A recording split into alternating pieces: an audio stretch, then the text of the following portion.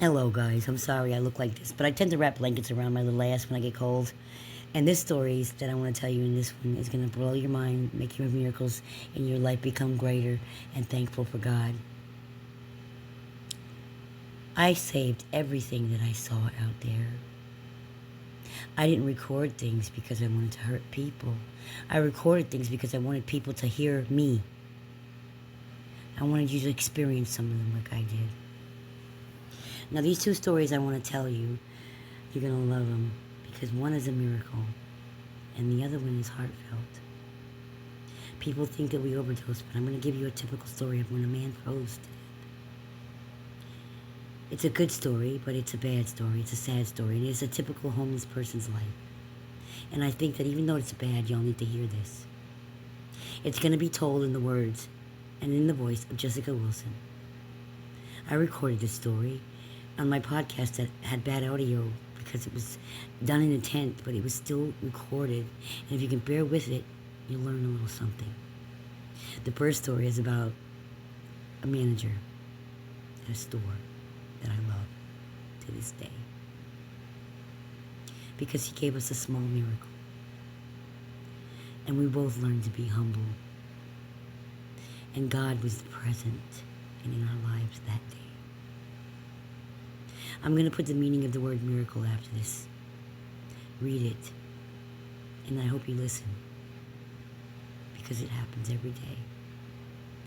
God wanted us to love each other. That's why he put us on this earth. To love. And it's free. The people in my camp, 40 people, became my family.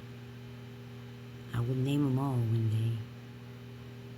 But sometimes it's hard for me to speak about them. But that little spot that I do my art, there's so many memories there. It's sentimental to me. I met my Make-A-Wish little girl there. My son that passed away spent his last day with me there. I met some amazing human beings there. It is sentimental to me. And being sick, I just want to spend that miracle place for me. It's my peace.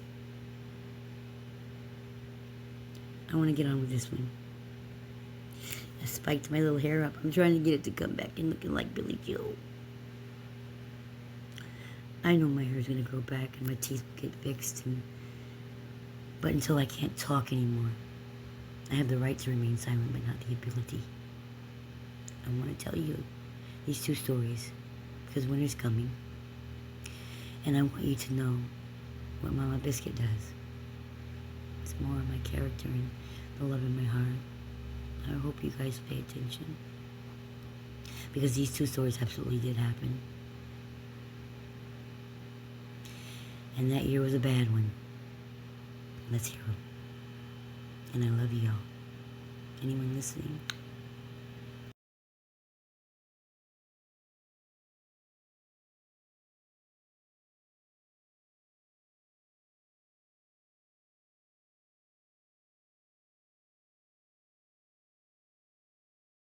You run in and you warm up and oh God, that feels so good. We can't do that when you're homeless. You can't do that. You can pray that you're going to have body heat. You can pray that you're going to have heaters. Because sometimes you would freeze all night. A lot of these people did not get to die the way they wanted to because they didn't have a choice. Do you know why we went into the tunnels? I do. Do you know why? I'll explain it to you. But I'm going to do it very fast and very swift because I got two stories to tell. One, this is a great story. It's a miracle. Miracles happen every day in homeless camps. And we're proud that we get to do this. This one happened to be on the business side of things. I always tell everybody, don't upset the businesses because you need them. They're the ones you can go to when you need coffee to warm up your hands. They're the ones you need when you need to buy something to eat. They're the ones you need that when you have a rainy day, they might let you stand in the door for a minute. You show respect, they give respect. But if you don't, then you don't get it back. There was a lot of managers at Thornton's and Charlotte Pike. They passed through a lot, and I'm not going to say names in this. One manager came in, and he heard the stories about all of us. Even though some of the certain people like us, like Dave, but he didn't want to hear it. He didn't want to have anything to do with us, and he typically had us arrested every second he could. But he was wrong for that, because we didn't all cause trouble. The ones that were bad did. And this is a story with a miracle. We used to hide in the tunnels because, if you don't know, whenever winter came, that's the only time you'd see us there. And there was a reason. When you guys gave us those little blankets, the $5 ones, we use them underneath our lids, and we try to trap as much heat as we can. They help, so continue to do that for people. They know what to do with them, okay? We made our way through wintertime, and we did it by the skin of our teeth, but we did it. And a lot of the people that are keyboard warriors out there couldn't walk a good day, their best day on our, you know, I'm trying to say it, I'm not going to even say it. You couldn't do a good day on our best day. Whatever. I know what I was trying to say, but those little blankets are one of the things we use. The little green gas tanks that we get for butane, those were typically our heaters. And you couldn't put them in tents. You had to be careful. You had to really be careful with them, so it was dangerous. But sometimes when it was bad winter and there were storms and there were snows, we had to take our tents down because the poles would break. They would collapse. We would leave them up as long as we could. But the second the snow got thick, we were fucked. So we learned about how to keep warm through camping videos and stuff like that. And we typically learned that body heat was one of the best ones. And slowly we would learn over the years that close proximity, you know, like little camps would be better in the winter. So we'd buy little tents, easier to heat. But when we couldn't afford it, and there were some people out there that didn't have tents at all, like Mr. Will, and, you know, people that were old and they didn't have it, they didn't want to go into tents because they were scared, and they didn't want people to know they were homeless, so they would hide. They usually died. They're the ones that died. Some of us were smart enough to learn how to survive. So we would huddle in this tunnel under the Thorntons because it was the closest tunnel that would have enough room to be small and skinny, and we would just huddle up 40 people at one time. We would put blankets on all of us.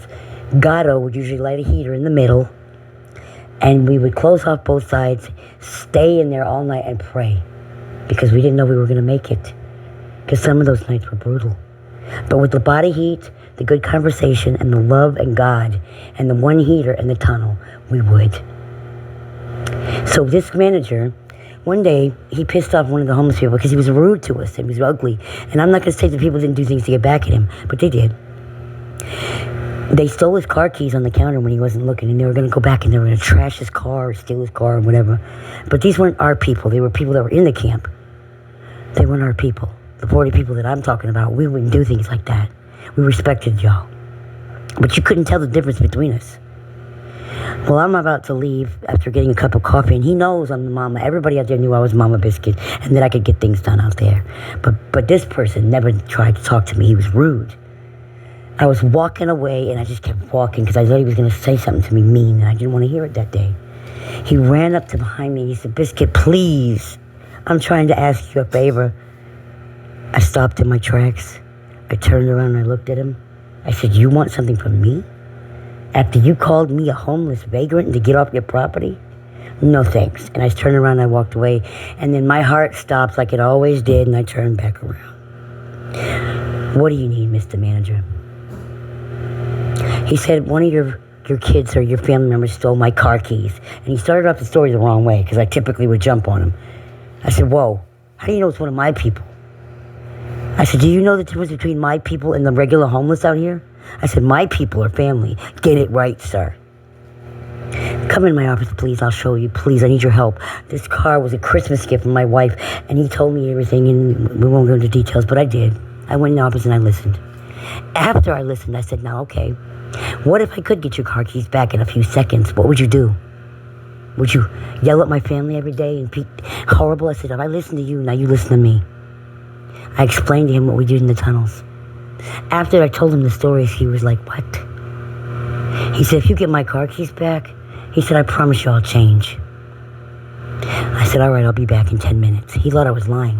I went down to the camp and worked my magic like I always do. I tapped my friend Brad, and I said, "Come on, Brad, let's get these keys back for this manager. We don't know who did it, but I saw a video of the kid who did it, and I know who did it. So where's this so-and-so, blah, blah, blah, this troublemaker?" We got the keys back, and that kid never came back to the camp. And me and Brad proudly walked the keys up to him, and he just crying. He tried to give us money. We didn't take it. Because not all of us need your money. We just need money when we're hungry, or when we wanted to eat, or when we wanted a cup of coffee, or when we were having moments with our life being horrible. We'd cry sometimes, but it doesn't take nothing for somebody to come up and just say, hello, are you okay? You should be able to learn to tell the difference between the hustlers and the ones that are really genuinely needing love and affection from another human. And he looks at me and he says, I want you to go in the tunnels tonight, because he knew we were going to go. And my favorite was, please don't give us any trouble. Just let us warm up and we'll leave in the morning. And we came to an arrangement. We did. And I'm not saying his name because I don't want him to get in trouble, because I don't know if he still works for the company. I'm not going to do that. That's what I do. I'm a very stand-up girl. The next morning, we're all in the tunnel and we're getting ready to leave, because I told the tunnel people, I told my family, the ones that were bad, I don't care where they went, because we don't need that kind of trouble in our family. We were just trying to survive, and we were just like regular families. You get the troublemakers out. Well, when we were about to walk out, Thornton's doesn't stay open all day on Thanksgiving. They stay open for half a day. We were greeted by the employees that were working that day with big trays of food. And they said, go back in. I'm laughing and crying right now because this was a miracle in itself, because some of us hadn't eaten in weeks. And they brought us food that they cooked. They didn't just bring us food from a business. They cooked it. These employees sat down there with us and ate, listened to our stories. We told them everything. They got to know us. And then by the end of that day, that miracle, we were all friends. We explained the difference between us. They had a list of people in that store that were the family. And the family got treated like people every time they walked in that store from that day forward. If somebody tried to treat us bad, the people in the store would come out and say, oh, whoa, leave that person alone. We know them. You can go the fuck on. You know, it felt like we were family. And I had relationships like that with most of the businesses because I would try to help them. I can tell you lots of stories, but small miracles happen every day. Now, there's another story I want to tell you about a man named Mr. William. Most of you might know. But I'm going to let Miss Jessica Wilson tell this story in her voice. The audio's not that good, but I saved it. I'm glad I taped everything so you guys could hear these miracles and sometimes tragedies. I'm going to turn this one over to Jessica. Into this story with Mr. William, I want to give you a little background on him. Mr. William was a Vietnam vet, a very decorated Vietnam vet. He served our country. He was homeless because of a mental issue. He was a very prominent member of society. He owned a business, a painter. He was well known with his society and his community. And he wasn't from Nashville. He was from somewhere else around Nashville. His wife passed away, and he had a mental breakdown. He loved his wife so much, his family said, that they were inseparable. And when she died, it was like something popped in his head. And he just left one day. And his kids and his family were looking for him for months and months, and they couldn't find him. Mr. William was old. He was an old man. He wasn't young. But he got lost. His mental break got him lost in the world. He didn't know where he was. And he had shrapnel in his head, which would cause him to have narcolepsy. People would steal his cane when he'd fall asleep standing up, and he'd fall and hit his face. They would beat him up and take his money. He didn't know where he was, much less what was going on. A lot of the times you would see Mr. William at Thornton's falling asleep in front of the door, and people would take videos of him and say he was fucked up, and he was in his 80s. The man wasn't using drugs. People had a misguidance on that. And one day, he was sitting there in front of where Kobe's armies would come, which is right where I was sitting. That's why that spot is so important to me. And he had like an epiphany. But Mr. William didn't know how to use technology. He didn't know how to use a phone. He didn't know how to do anything. He realized he was lost and he wanted to go home.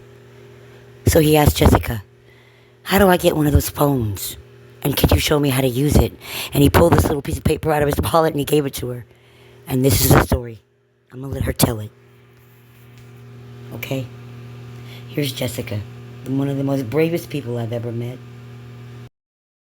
Before I give Jessica the mic, I want to tell you guys the audio's not that great, but she does tell it well.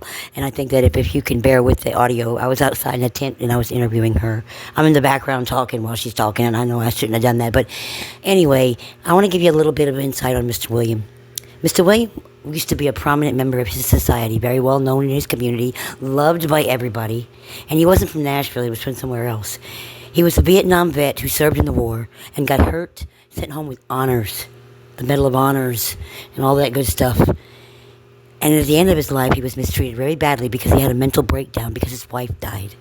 He was married to the woman for 50 years and loved her so much. And when she died, his family said he had a mental breakdown and he just one day disappeared and they didn't know where he was. Mr. William just took off walking, he said, when he caught his head. He remembered everything. And he said he just ended up in Nashville. He ended up by us. For some reason, that place we lived in, Brooksmead, was magical. It would bring the most amazing people to us. And we would get to help them if we could. Sometimes we couldn't. This was one of the failures. I was the one that was inside the camp trying to help, and Jessica was on the outside trying to help with Miss Lisa. They're angels. All of them. So before you yell at Kobe's Army, know that they've done small miracles in this world. Cantrell, he couldn't do anything about it. He wanted Jessica to not look for Mr. Will's family, not because he was trying to hurt him, because he was trying to save Jessica from her heart being broken. Because most of the time, these people don't ever contact. And when they do, they're rude and ugly and they don't care. And he was trying to save her from that. But there are rules with volunteers. If they see somebody in the ground that looks like they're dead, these volunteers cannot walk up to them and Narcan them or anything. They can't touch them. They have to wait for the crews to come and tend to it. And it's a law. They can call 911, but they have to stand there and watch them die, even if they can save them. Because it means matters of minutes sometimes. But that's the law. They'll go to jail. They'll get in trouble for touching them, even though they know they can do something. Well, me and Jessica, we're kind of above and beyond the law. I ain't gonna lie. Cantrell knows us. He knows. They say about me and Jessica, when you get forward, you set your mind on something, we already know we can't stop you. So they just stop giving us shit because they know we have big hearts. So I'm gonna let Jessica tell the story about Mr. William. And I hope that everybody pays attention to this, because it's little things like this that make people die. It's not a good story to hear, but it's a story that needs to be told. So here's Jessica Wilson. Quite wonderful. Him was reminded me of my Papa Earl, and that's probably what grew me to him. That's Mr. Wilson's talking about. It became like an every Tuesday thing that every time he would normally be there every Tuesday when I would come off the exit. I'd see him there, and I was driving hollering, and Mr. William, come on, come see us. And sometimes he'd come up, and sometimes he wouldn't. And when he didn't come up, I'd get really worried about him, and it was a long while that he didn't come up, and didn't really know what was going on, and got one to time they brought him to jail. know a friend of his, a friend that was actually he was living with and that was taking care of him at the time, and he told me a little bit more about him, and just one day out of the blue, he just showed up. He was waiting for us there in the parking lot, and he said, we recognize each other. He might not remember my name, but he said, I'd like to go get a phone. I really need to contact my family. I said, okay, Mr. William, I got you. Let's talk to Julie. And, he just done normal Tuesday thing. So I just, next week come along, and he was right there, and he said, well, I haven't got my phone yet. I was just really trying to contact my family. And I would again direct him to the people with the paperwork, because I don't have paperwork. I'm just out there loving and listening. I don't do the paperwork stuff, so I direct him. And then when I ask, anybody found Mr. Williams' daughter yet? No, nobody's been able to find him. I might have to do this in a separate message. So I think it's getting too long. she had to continue it. I'll cut it off here. Okay. So about 3 weeks go by, and Mr. William is still trying to find his family, and apparently nobody's been able to contact anybody So I asked Cantrell. And if this family was listening to this, we wanted to tell the story about Mr. William because right before he passed away, he was trying to look for y'all. He wanted to go home. He actually started crying and said, I just want to go home. And whatever kind of problems you guys had between y'all, it was nothing for us to say, okay, we're going to get him for you. And it's all he thought about. And he would stand at the corner where Kobe's Army was going to be every week, and he'd sleep under that tree by Walmart because he was so afraid that he was going to miss the phone people. They only came out every Tuesday, but we don't have watches and clocks, and so basically he would sleep right there and get wet in the rain and be cold in the winter just so he could see Kobe's Army. And they did everything they could to get him a phone, but he passed away before he did it. He's trying to find Mr. Williams' family. He's really trying to get in touch with his family. Who is on that? Who's looking for?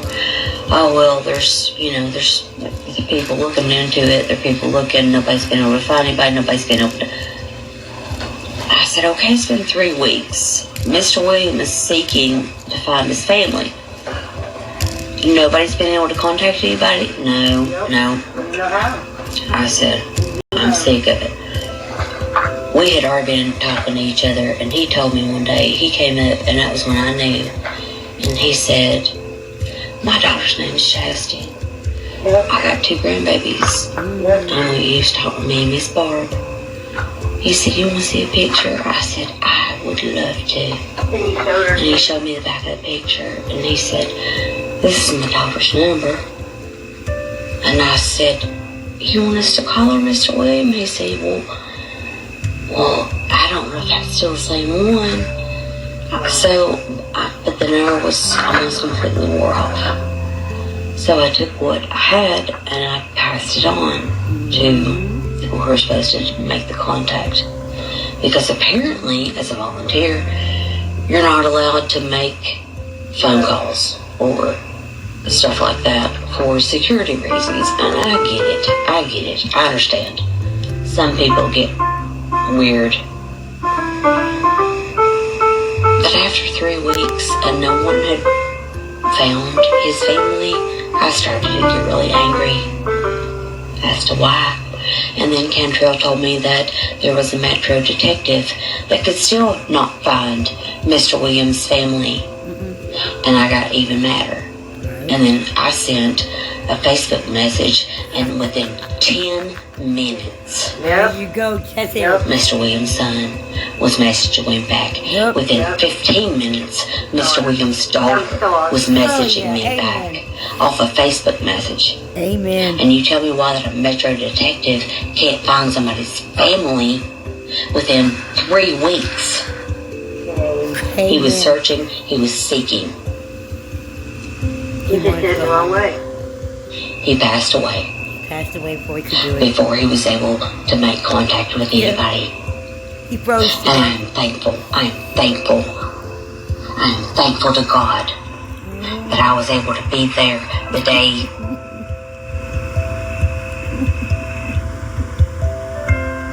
I felt like we failed him. Hard for her. I felt like we failed him. Right. Human being. the day that he officially passed. The day they technically found. The day that Q said, as the sirens rang, Mr. William up there dead. And I said, what? I'm going to tell you guys that, I'm sorry, I'm crying because Mr. William was he was so sweet. And this is the small things that happen. Y'all think we all die of drug overdoses. Y'all think we're all on drugs because that's what these people tell y'all. Y'all don't talk to us. Mr. William froze to death, waiting for a phone. And we got him in a tent that night because it was so cold. And I was worried about him because he was in so much pain. He was right above mine. I didn't think he would die. We had heat in there and everything, but the heater went out because they don't last. Those little gas cans don't last. You have to get a 6-pack of them for them to work, for a night. They go out in 30, 40 minutes. You have to turn it off when the tent heats up and let it get cold again. It's an all-night thing. But he froze to death. And Jessica screamed. She didn't tell everybody that, but she screamed when she found out. She ran to the tent and saw him. And screamed. And it was the first time we had gotten him into a tent. And I felt like I failed him with her. And we felt like failures, but we weren't. But that's the pain that we go through with these people. Somebody has to love them. He's up there dead. And then me and Cantrell went up to see what was going on. And absolutely yes. Mr. William had passed away. In a tent. Yeah, I had him Put him in in a the tent. tent. We put him in there. The hill was cold, and he came to Peanut, and Peanut... The exact conversation that I had with Mr. Will is, come on, Mr. Will, it's too cold for you to sit out here by this tree. You gotta come. I said, Kobe's Army will be here tomorrow, and I'll come wake you up. I promise you. And he made me make a promise. He said, Biscuit, I'm not myself these days. He said, I'm dying. He said, the winter's getting me. He said, the other day I fell asleep, and he said that the metal in my head was hurting me so bad. He said, I think it's shifting. He said, it's going to kill me. He said, I just want to get a hold of my family so I can love them, tell them I love them, and I didn't mean to run away. And I said, Mr. William, you're going to see them. I promise you're going to see them. And I said, I will wake you up. And I always did every day for Kobe's Army. I'd get up and go around and tell everybody, it's Tuesday, come on, let's go. And they'd get up. I was like an alarm clock. I was mama. I wanted to make sure they got some stuff they needed for the week, and that's what they did. And I felt like I failed him. But I didn't. It was just his time. God gave him a way home. And he was no more in pain and no more peace. He was at peace. Said, you can sleep in my tent, Mr. William. It's okay. Go ahead. And he did. He went and got in the tent. And it was a tent that I had extra that I put up for people like him. Whatever. He's trying to find some food or something. And when Mr. William went in the tent, he must have died right after that, because when Q came out that morning, Q was crying. He was like me. He was crying. Go around a lot and Q cried. And Q was like Jessica. It was hard for him to take the death. Yeah, it's hard. He takes death very hard. Every time somebody dies, Q loses it. Yeah, he does. And when every Smokey time died, you have to really make him I stop. had to put him somewhere. I had to call somebody, get him into rehab, because I could not he relapsed. handle him trying to commit suicide. He was literally that cold. Tried to commit suicide. Here's the ending of this story. And then I'm going to end this podcast with I love you to people I know.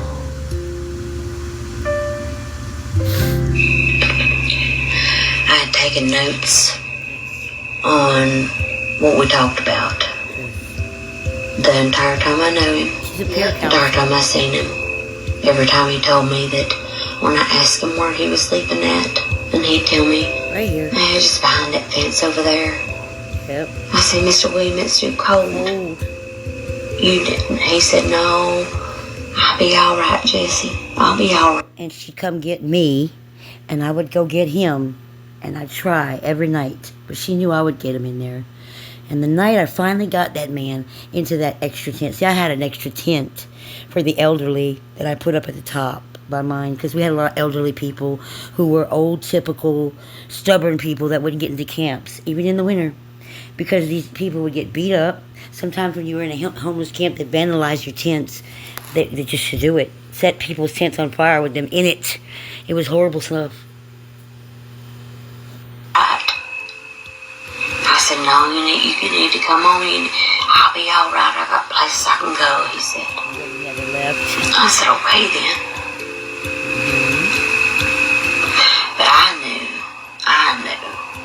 He was waiting for his family. But I'm so thankful that I was able to, keep track of the conversations that I had with him about his daughter and his grandchildren. I kept track of the conversations I had with him and when I had the conversations with him. She gave it to them. And I sent his daughter, his family. I wrote him a letter and told him all about how our conversations were. And how good he talked about them, how much he missed them. Yeah.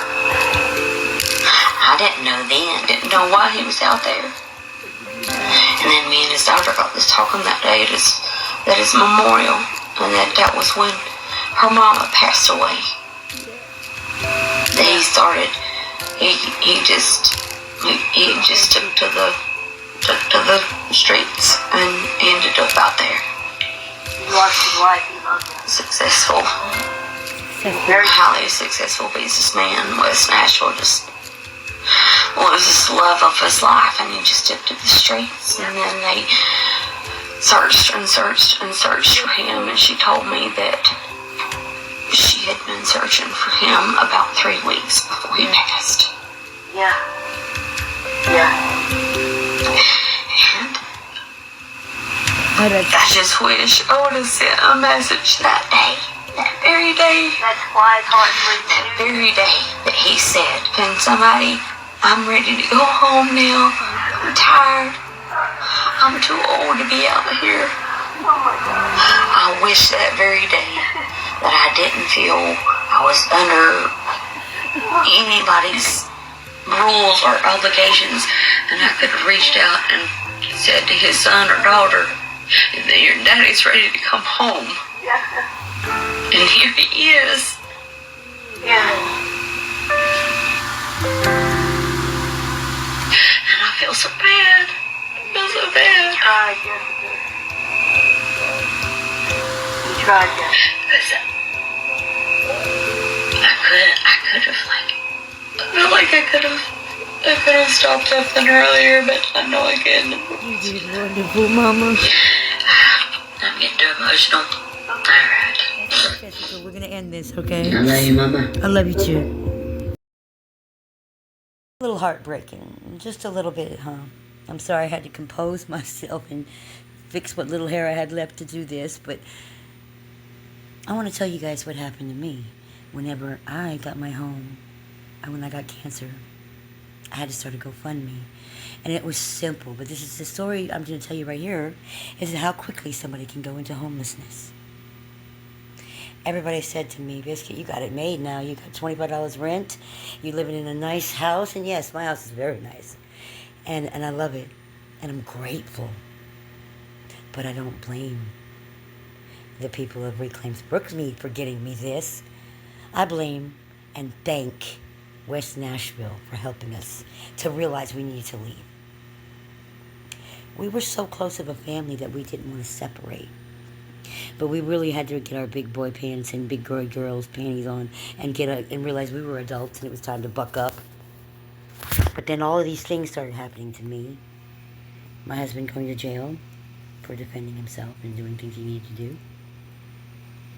And he spent way too much time in there for a fight. He can't live with me right now because it's against the law. The charge that he got is preventing him from being with his wife. He's homeless. And I refused to let that happen, but then he said, "I can't, baby. I'm not going to get you thrown out. You're sick." He sleeps at Negley Field every night. The park. I've been married to him and loving him for 16, 17 years. That's true. But I'm going to take the time right here to tell y'all. When I got sick, I had to start GoFundMe, and at first I didn't want to do it because I didn't want to start this GoFundMe. I was capable of working my hands, even though I was doing chemotherapy. I wanted to get out. And for the first time in my life, I was selling my paintings for myself. I could pay $25 a month in rent, and I could pay $50 phone bill. I had this shit. Most of my treatments were covered by insurance that I got myself. Because I pay taxes, I do. I want y'all to know this. My furniture was donated by the city. Thank you. And I had people that loved me. Jessica and my YouTube family. This is why I do these dedications on YouTube. Kinglow, Kinglow787, I think you donated the first $100 to my campaign, and you made me feel like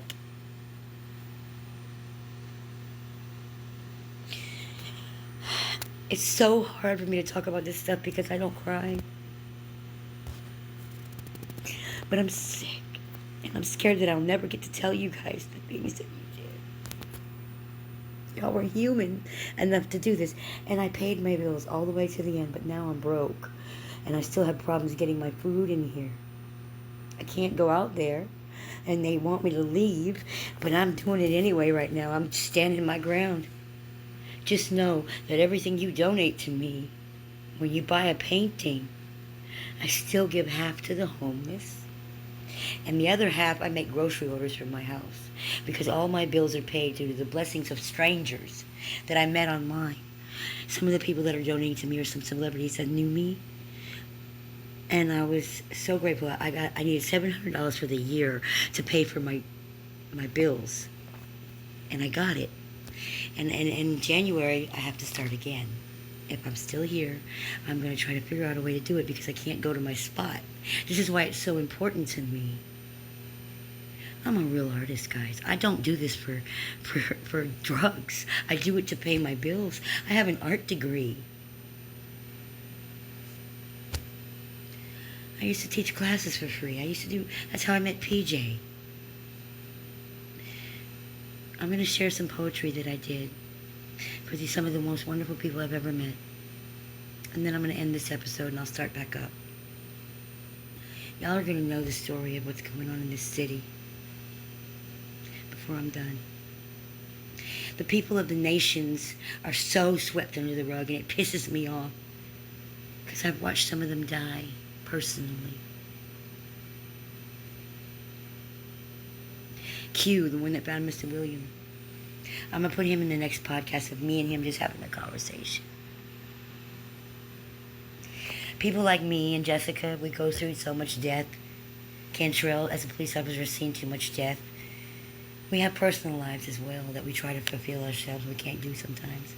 And we got to keep going. I do have a GoFundMe. And it's on GoFundMe. It's just for people to donate to me when they can, what they can, so that I can keep my art supplies going and so that I can keep going, period. And get groceries. And I can guarantee you that everything you donate to me goes to that. I have no reason to lie to you. I'm not on drugs. Jessica can vouch for that. Stop calling us names and thinking that we're doing things that we're not supposed to do. And if I can get to those people and let them know, I'm hoping that you see these videos so you can hear me. Please don't kick me out. I love y'all. And I love what I do. And if I pass away, I love every minute of what I did. And my life was very fulfilling. And the only thing that scares me is leaving my babies, my homeless, my kids in gangs, my life's work. I was blessed with a man named Andrew Daly, who is a friend only, who has paid for most of the stuff I needed this year. And he hasn't known me very long. But he wrote a book about peace and love, and it's called the Esperanza series. I'm going to play a little clip on that. If you buy his book, he donates money most of the time to people and uses it to help. He used to have a foundation called the Daily Foundation, and he lives in the nations and he saw everything. He was in my first video. Very caring, compassionate people in this city, but then there's another half that's evil as hell. We're at war with ourselves, humanity. I hope these videos help you guys. And to my nation's people, Biscuit loves you.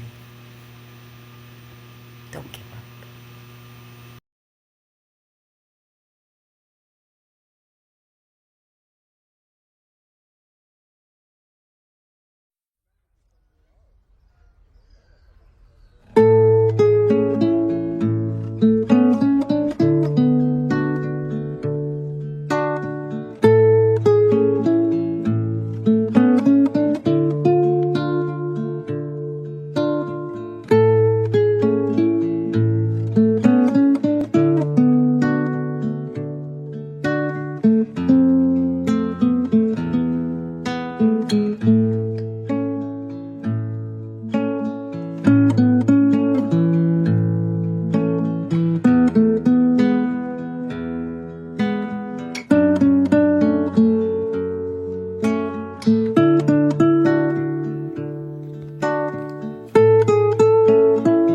put a dedication to you in the title, you earned it. For Jessica, for seeing me when I was invisible, for holding my art like it mattered, for loving without conditions, and for walking beside me all these years. This is for you, with all my heart. Jessica, our light in the dark. By Bizcuts, baby. Hope this explains my love for you. We met on the side of the road, where the world usually passes by. I was painting faces to feed a camp I called family. You were there, not to fix us, but to see us. You looked at us like people, not problems, not projects, just human. That day I drew your tattoo, just a sketch, but you held it like gold. You still have it, and you still believe in me. You wore your Air Force past with quiet pride, but it's your heart that moves mountains. You're a fierce mother to Levi, a fierce soul in a world that forgets to care. You didn't just bring food or socks, you brought dignity. You sat with Mr. William when time was slipping away, trying to reunite a family that the world forgot. You loved Smokey like your own. He was mine, my street baby boy. And when he passed, your grief was real, like a mother's ache. Through all the years, 6 and counting, you've stayed. Still cheering for me, still calling me friend. Still holding space for art, for memory, for people this world overlooks. Jessica, thank you. For your fire, for your love. For being the kind of soul who will come out not when told not to make us feel useless and dirty. You shine the light in the darkness we knew, and we all opened our love to you. I love the Greenway family of Brookmead Homeless Encampment.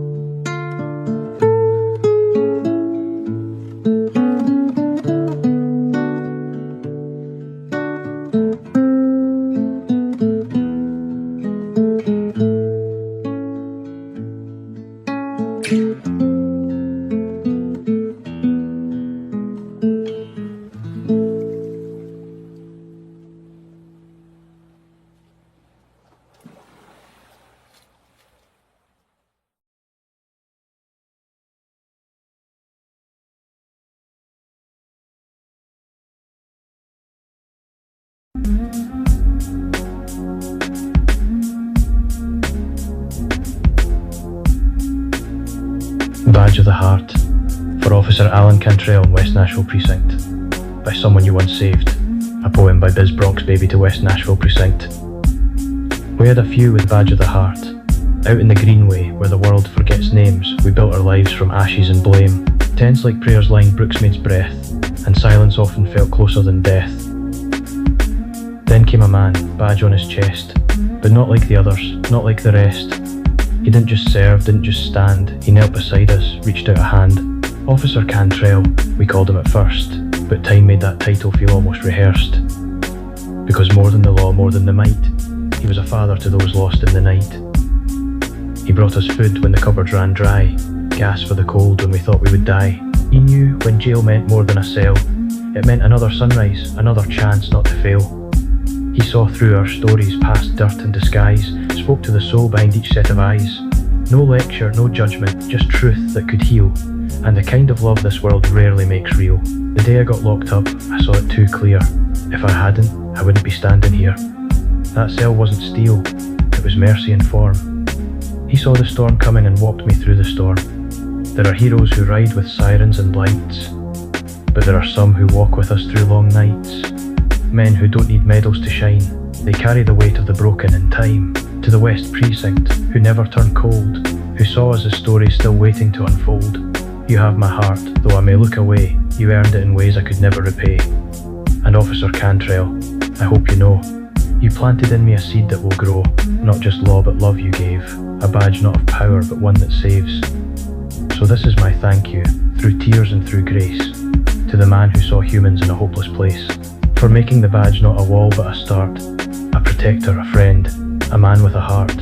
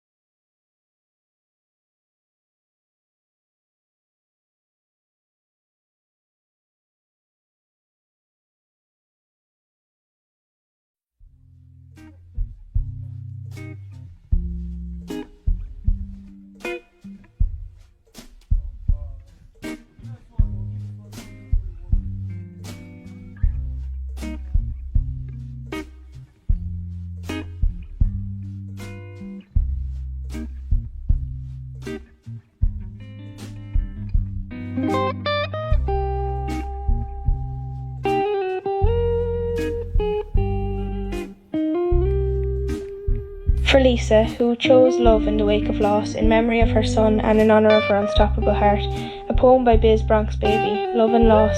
Lisa soiled her of the Nashville streets, she held the weight no mother should, the final breath, misunderstood. Her son, her world slipped far too fast, a pain that carved and carved to last. But where some fall and lose the fight, Lisa rose and chose the light. From ashes cold she sparked a flame, not out of anger but love's name. She fed the hungry, clothed the worn on Tuesdays where the torn are torn. A warm meal given with no pride, just open hands and arms spread wide. No cameras, no glory calls, just quiet grace in alley halls. Where others cross or turn away, Lisa stays and stays and stays. She does not fear the broken place. She walks with them, she knows their face. Each plate she gives, a vow renewed, each smile a way she still loves true. They call it Colby's Army now, a force of love, a sacred vow. But the name, the fight, the soul, the spark, all come from Lisa's fearless heart. She is the proof that love can stay, even when life takes it away. And through her grief she chose to give, so others might still choose to live.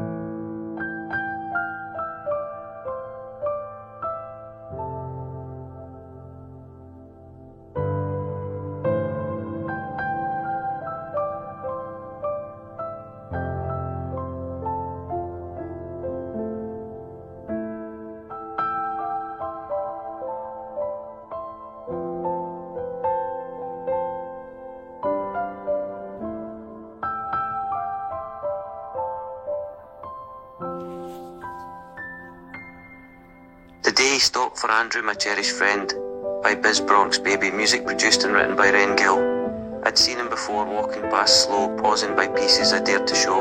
My art on the wall hung year after year. He'd linger, then vanish, never too near. But one day, the writer put down his pace, turned toward me with time in his face.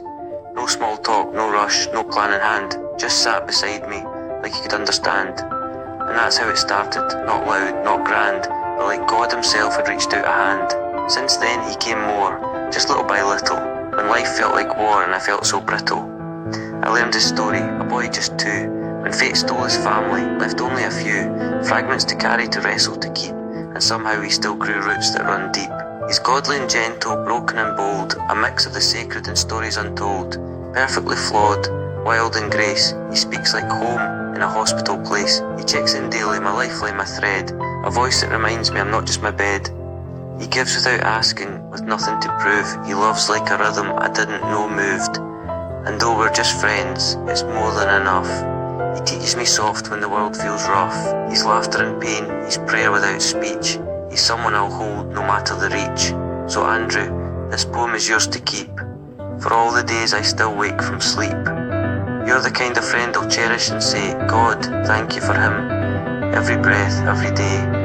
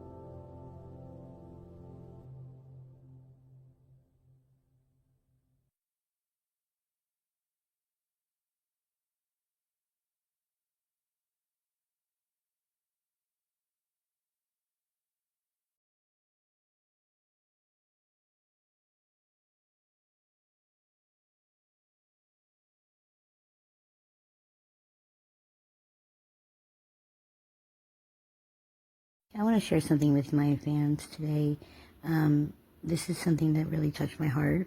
I've been friends with a man named Andrew Daly for about almost a year now. And he wrote 3 books called the Esperanza series. I'm going to show you all that. See these books right here? When I got sick, these books were like tools for me. They helped me get better because they're about peace and love. And we became so close that at the end of the series, he put a dedication to me in here. It says, love is patient, love is kind, because that was my Corinthians picture of a woman letting go of doves. But this is the poem that I wrote about being an artist when you're on the street. And he posted it in the book, and I'm so touched by this, Andrew, I can't tell you. And it goes like this. Okay. An Artist from the Streets by Bizcuts. Nashville artist and friend of now Andrew Daly. Thank you, Andrew. Me and him have a great friendship. In the shadows where the city breathes. Well, you know what I'm going to do? I'm going to just put this like this. Yeah, I'm going to read it because I can't read it that way. But we're going to put it on the picture. Okay. It says, in the shadows where the city breathes, the pavement turns to canvas, and dreams are woven in the air. I walk, barefoot, heart wide open, a homeless artist cradling love. My paints are made from the small sunlit sorrow. The whispers of the wind know. Each crack and each tiny little piece of dirt tell the story. Our laughter lasts, futures uncertain. Here I stand, igniting the hope of glow. With every stroke of my weathered hands, emotions are like silent speech. Colors burst from the depths and despair where beauty rises from beneath. The brokenness, that blood blooms bright through the hands of concrete. A book as in my future of grasps, pages kissed by the breath of the streets, each word a fire flickering a spark to illuminate souls adrift in dark. Awakening hearts have fallen asleep. Andrew sees the light flickering within me. He saw the raw truth that spirit confined, the love that was not hard to find, with many that laughed at my kind, but the entrance of the stranger's eyes, the kindness shared and the hands that intertwined, and listened to, O vessels of life, let me speak, for I have been voiceless today and most of my plight. The message I carried was humble, yet grand, but woven through the barriers like a soft strand of ununiting all hair. To love is to fight. I stand here as an artist of the street, with a palette painted on every street and every heartbeat, as though my house is a whisper away. In every soul's journey I find my way, for love, dear world, is a heart on my art, the song of the streets woven in my heart. I wrote that poem, and he posted it in here because he said that for a long time he never stopped his car because he was just like, everybody else. He was kind of shy when they come to homeless, and he was really just having a problem with certain things in his life, and he had a lot of tragedy like I did, and he wrote these books. And when I got sick with cancer and I met him, he gave me the first 2 copies, and I read them, and they changed my life. And this is the 3rd, and he dedicated it to me. And I think it's so amazing that I have a book that's been dedicated and with some of my artwork and some of my poetry inside of it, and it'd be there forever.